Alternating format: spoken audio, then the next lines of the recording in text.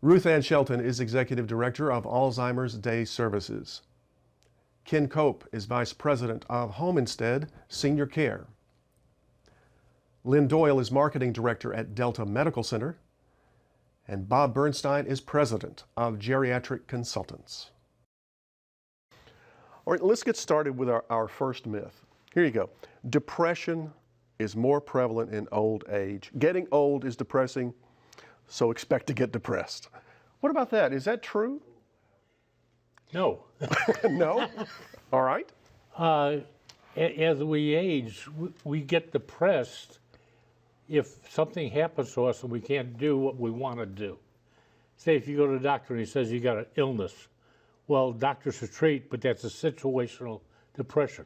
I read a study. It said the Pew Research Center, they said they did a study of men, so women are excluded from this for some reason. And they found that the happiest men are ages 60 to 69, and the least happy were ages 20 to 29.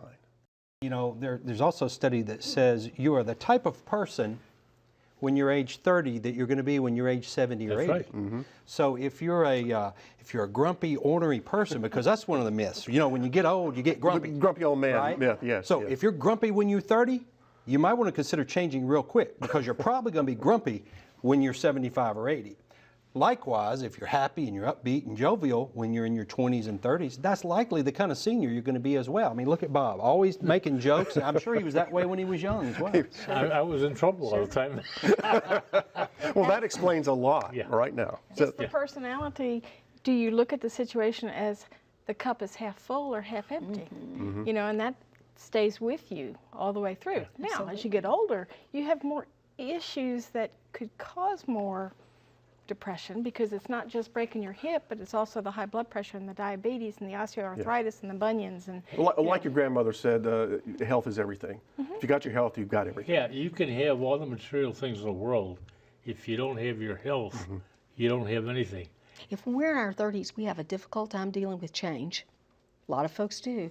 You can bet your bottom dollar when you get to be in your 80s and things are really changing, not only the way you manipulate life and your health and those kinds of things, but also people around you, maybe you're not living quite as long as you did, and there are those things. So if you are a good conductor of change, if you can orchestrate that emotionally and physically in your life, you're going to do okay. All right, myth number two. Let's go to myth number two. Cognitive decline and dementia are inevitable. do you know when the brain works the best? No. At age 21, it starts going downhill. So yes, you have cognitive decline, but you have it, actually one thing that I read said from the day you're born, you're declining, you know. Yeah, I read an interesting analogy that someone said that an older person's brain is kind of like an old computer. You know, it's got a slightly older processor, but it's still got all the information in there. It may take a little longer to access that information. It's a great way to look But at it. it's there. Maybe there's a kernel of truth here, but there's nothing inevitable out it, right? No, There are people who you might talk with that are 95, 100 years old who are as sharp as anybody at this table. You know, they're able to process pretty much everything you're throwing at them. But I would say that for the most part, those people are people who work at processing things. They make sure they've got some sensory stuff going on. They're with people, they're doing puzzles, they're playing cards, they're doing all those things to keep those processes Being alert. active really increases our brain cells that are dying, but the brain has a decline. But if you keep active and yourself involved, really it has a lot of help. Humor is an important thing for seniors. Exercise your brain as well as your body and laugh a lot. Laugh a lot. Okay, right. there's the keys. All right, we'll remember those. And Myth around number, people. yes. Myth number 3, and this is a real stereotype. Old people are lonely and unhappy. No. I think No. thank you, Bob. Thanks, Bob. Thanks for that input.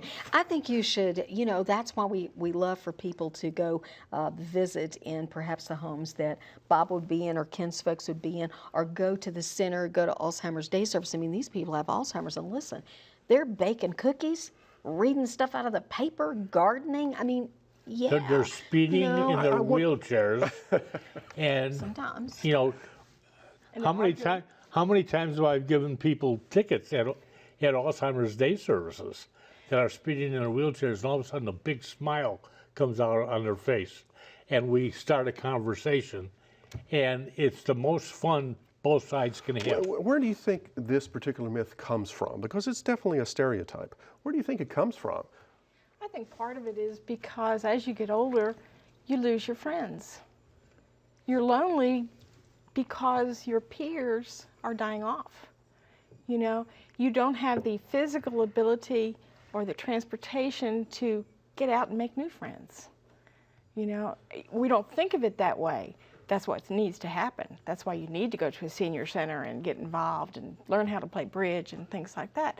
But they are lonely.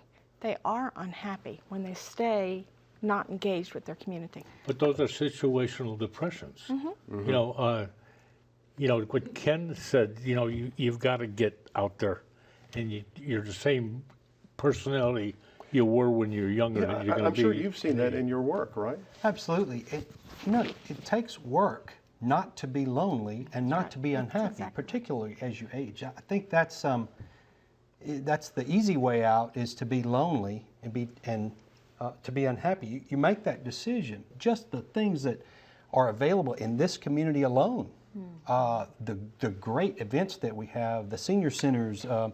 There are a lot of opportunities to make yourself happy in this And area. the point is, take advantage of them. That's right. Take advantage of them. And volunteer and be a part of the Exactly. solution. Exactly. All right, myth number 4. Creativity declines with age. You can't teach an old dog new tricks. Well, I think they could teach us a lot. Just think of the people who get older and think, oh, it's the first opportunity in my life I can go back to school because I'm not paying off somebody else's college, or I've retired, I don't have to go to work every day. So I think it's the time when you are able to explore your creativity. We can't when we're working. It's very difficult to explore that side of us. But when we have some additional hours and hopefully some additional financial resources, we can explore all kinds of things we've never done. Bob? I'm just thinking of the artwork that people with Alzheimer's or dementia has. People that never had that skill get this illness, which is an illness, and they create, and the creativity, and they use their skills. And we don't utilize what you said. We don't utilize that expertise of seniors who have been through the mill. You know, it's interesting you mentioned that, because I read a study in researching this where they divided creativity into conceptual artists. We have conceptual artists on the one hand, and then the experimental artists. And they said conceptual artists tend to flourish in their 20s and 30s, but the experimental artists take longer because they have to use their own experience, which is the point you were making. You know, and when you look at some of the authors that we've had, you know, Mark Twain, Virginia Woolf, Joseph Heller, I mean, these were all people that wrote their best works in their 50s and 60s and 70s. Grandma Moses, another perfect example, 78 before she became famous with her paintings. I was talking to my sister this morning, who's 94 years old, living in Lynchburg, and she was on Broadway stage. She was creative. To this day, she is writing articles. She wrote for Cosmopolitan and other magazines, and we were talking about just that thing this morning. And she's active, and she's alert of what's going on around the world at 94. She's amazing. But Well, I think she's active. basically we've said creativity doesn't know an age. Yeah. That's what it boils down to. Right. All right, myth number 5. If you didn't exercise in your 20s and 30s, you're not going to do it in your 60s and 70s. Now, this is a little bit like what you said earlier. Yeah, and you know, that's such a myth because it's never too late to change that. Right, never. So when we talk about exercise, I think what we talked about, physical exercise and mental exercise, and there are certainly things you can do alone that exercise both of those. For example, doing common things in an uncommon way is a great way to exercise your brain. Try writing a letter with your left hand if you're right-handed. So try different things, and that exercises your brain. Physically, part of the problems we have when we get older are related to high blood pressure and heart disease and those things. So it's never too late to exercise the heart, to get those veins and pumping that blood again. Those things are it's never too late to exercise. And important to fire up those endorphins. I mean, you know, we're just talked about depression just a little bit ago. That's a part of not being depressed is the pleasure centers of your brain need to be tickled, and the best way to do that is through exercise. Well, I would bet that the baby boom generation is going to blast this myth Oh, yeah. Oh, yeah. out of the water Oh, yeah. because we've been so active all our lives. So you would think that would continue on. Right, and it's how the history goes with what the history back there when I grew up in the ancient times really has changed in today's world. You never found water aerobics or chair exercises or any of these programs until recently for seniors. And one And of the they're taking things though, advantage. with seniors is you'll hear them say, well, I might fall and break a hip. You know, and that's always a concern. But what they need to understand is that if they exercise at the level they're capable They won't of, fall their and break. balance will get better, their strength will get better, and they won't fall and break their hip. Yeah. Well, I've had fun dispelling these myths. I want to thank all of you for being on the Best Times. Thank you. Great It's to a be pleasure here. being with you. you.